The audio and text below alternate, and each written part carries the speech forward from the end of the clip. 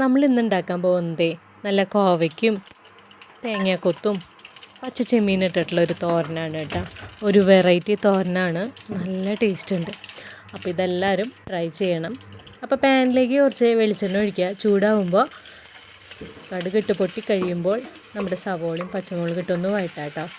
Just ഒന്ന് വഴറ്റിയാൽ മതി. പിന്നെ അതിലേക്ക് മഞ്ഞൾപ്പൊടിയും പിന്നെ കുറച്ച് ഉപ്പും കൂടി ചേർക്കാം കേട്ടോ. ഈ ഒരു കറി ഇവിടുത്തെ അമ്മച്ചി ഒരു കല്യാണത്തിന് പാലക്കാട് പോയപ്പോൾ വിളമ്പിയ ഒരു തോരനായിരുന്നു. അപ്പോൾ നല്ല ടേസ്റ്റ് ഉണ്ടായിരുന്നു. കോവയ്ക്ക എന്ന് പറയില്ല, വീണ്ടും വീണ്ടും വാങ്ങി കഴിക്കും. അപ്പോൾ അത് വീട്ടിൽ വന്ന് ട്രൈ ചെയ്ത് സക്സസ് ആയൊരു കറിയാണ് കേട്ടോ. അത് തോരനാണ്. അപ്പം നമ്മുടെ സവോളയും പച്ചമുളകൊക്കെ വഴന്ന് വന്നിട്ടുണ്ട്. അതിലേക്ക് കുറച്ച് മഞ്ഞൾപ്പൊടി ഉപ്പിട്ട് കൊടുത്ത് ഒന്ന് നന്നായി വഴറ്റാം.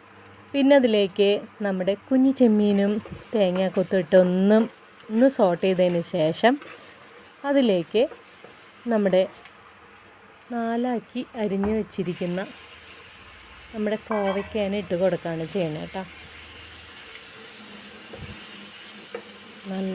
പിന്നെ നമ്മൾ വെള്ളമൊന്നും ഒഴിച്ചിട്ടല്ല, ഈ ഒരു എണ്ണയിൽ മൂടി വെച്ച് സിമ്മിൽ ഇതങ്ങോട്ട് വേവിച്ചെടുക്കണം. നമ്മുടെ തേങ്ങാക്കൊത്തും ചെമ്മീനും സോട്ടായി എടുത്തിട്ടുണ്ട്. പിന്നെ ഇതിലേക്ക് അരിഞ്ഞു വെച്ച കോവയ്ക്ക ചേർത്ത് കൊടുക്കുക ചെയ്യണം കേട്ടോ.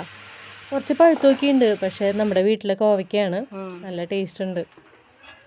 നാടനല്ലേ. പിന്നെ ഇത് ഇങ്ങനെ നല്ല ഡ്രൈ ആയിട്ട് വന്നു കേട്ടോ. നല്ല സൂപ്പറായിട്ടായിരുന്നു. എല്ലാവർക്കും ഇഷ്ടാവുകയും ചെയ്യും, ഇവിടെ എല്ലാവർക്കും ഇഷ്ടാവുകയും ചെയ്തു.